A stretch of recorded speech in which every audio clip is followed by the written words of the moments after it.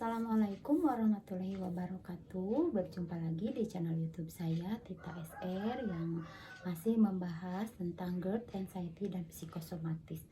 Di video kali ini saya akan membahas mengenai susah tidur atau insomnia yang diakibatkan oleh GERD, anxiety, dan psikosomatis. Teman-teman, untuk yang terkena gangguan GERD, anxiety, dan psikosomatis, ini kebanyakan mengalami susah tidur ya. Ini juga pengalaman saya dulu. Saya juga mengalami susah tidur itu sampai beberapa bulan ya, mengalami susah tidur. Nah, kemudian juga yang namanya tidak bisa tidur, kita itu merasa atau menjadi tersiksa ya, karena kita tidak bisa istirahat. Kemudian tubuh kita pun istilahnya apa ya, jadi sistem imun di tubuh kita pun jadi menurun, jadi mudah sakit karena kita kurang istirahat. Sedangkan yang namanya tidur itu kan sangat dibutuhkan oleh tubuh kita. Kita perlu istirahat yang cukup, kemudian juga istilahnya tidurnya itu juga harus tidur yang berkualitas ya. Nah, tidur yang cukup itu biasanya harus 7 sampai 8 jam ya dalam satu malam itu. Nah, kemudian harus berkualitas juga. Tapi yang terkena gangguan GERD, anxiety, dan psikosomatis, pengalaman saya dulu bisa tidur 1 jam saja itu sudah bagus, sudah alhamdulillah ya, karena dulu sangat susah, mau tidur 5 menit pun kita susah ya. Itu saya dulu mengalami seperti itu. Nah, penyebabnya itu karena kita sebenarnya terlalu banyak memikirkan hal-hal yang negatif, terlalu cemas. Nah, kemudian hati dan pikiran kita itu tidak tenang. Nah, makanya menyebabkan kita susah tidur ya, banyak pikiran dan memikirkan hal-hal yang negatif tadi. Nah, kemudian ini cara yang saya lakukan, sebenarnya di video yang sebelumnya juga saya pernah bikin ya mengenai ini, cuma ini ada permintaan lagi yang bikin banyak yang nge-DM, yang ngechat juga ke saya minta atau nanyain mengenai solusinya bagaimana gitu, karena masih mereka masih merasakan sulit tidur. Nah, ini yang pertama, saya usahakan setelah sholat isya atau misalkan jam 8 atau setengah 9, paling malam itu jam 9, kita usahakan sudah masuk kamar. Kemudian persiapan untuk tidur. Nah, kemudian saya juga kan seperti di video yang kemarin sudah bikin mengenai journaling.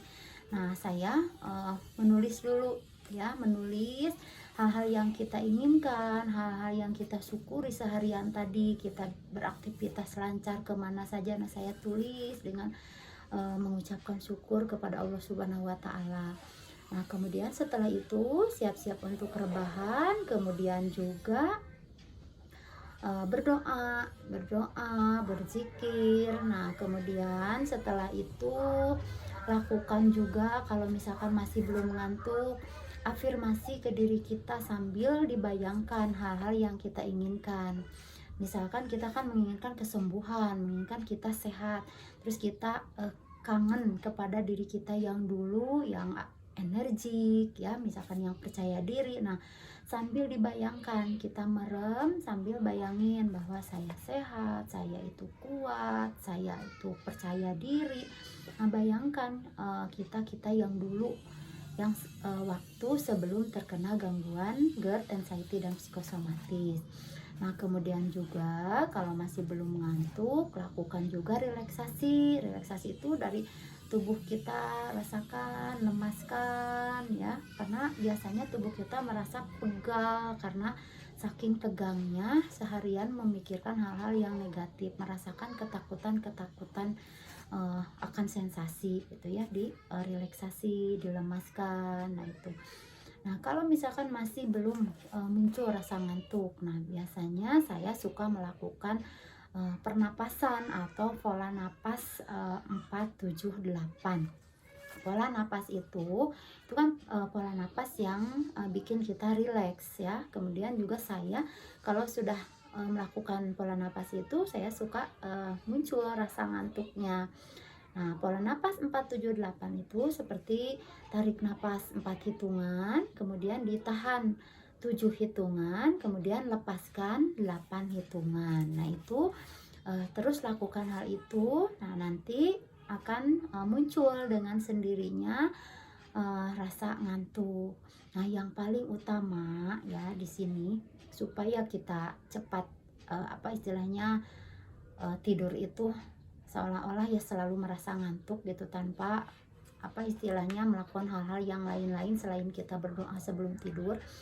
Nah, usahakan pola pikir kita harus baik ya, pola pikir kita harus yang positif-positif. Kemudian juga harus relaksasinya diusahakan tubuh kita tenang. Kemudian juga jangan istilahnya memikirkan hal-hal yang tidak kita inginkan. Nah, jadi pikirkan hal yang kita inginkan. Kalau kita inginnya sehat, nah pikirkan hal itu. Nah, itu jadi diusahakan juga jangan cemas ya, jangan terlalu cemas, karena cemas itu semua orang juga punya kecemasan, tapi dalam tahap yang normal, yang wajar. Tapi kalau yang terkena gangguan GERD, anxiety, dan psikosomatis, nah cemasnya itu kan cemas berlebihan yang memang sangat mengganggu aktivitas kita sehari-hari, mengganggu kehidupan kita. Pokoknya dengan kecemasan itu yang akhirnya menimbulkan sensasi-sensasi fisik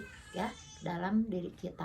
Nah, jadi untuk teman-teman yang masih merasakan sulit tidur, nah lakukan tips-tips yang saya berikan barusan. Mudah-mudahan teman-teman merasa terbantu ya, dan juga bisa cepat pulih kembali dan bisa tidur dengan nyenyak. Karena saya juga alhamdulillah sekarang kadang misalkan berdoanya belum selesai, rasa ngantuknya itu sudah cepat datang gitu ya. Kemudian juga bangun pagi itu kadang susah gitu saking nyenyaknya tidur. Nah, makanya jalani saja, terima dulu apa yang sedang dirasakan, tapi tentunya dengan ikhtiar-ikhtiar yang teman-teman lakukan. Yakini bahwa hal itu bisa dilewati dan teman-teman bisa kembali sehat, bisa kembali hidup normal. Nah, itu teman-teman mengenai tips yang saya lakukan ya ketika saya mengalami susah tidur. Nah, semoga membantu untuk teman-teman. Dan juga ini teman-teman untuk terima kasih yang sudah nonton video saya, dan yang baru nonton silahkan kalau misalkan disukai silahkan di like ya videonya. Kemudian juga kalau bermanfaat silahkan di share ke orang yang membutuhkan, dan juga jangan lupa di subscribe ya, dan nyalakan tombol loncengnya. Nah, itu untuk video kali ini. Terima kasih. Assalamualaikum warahmatullahi wabarakatuh.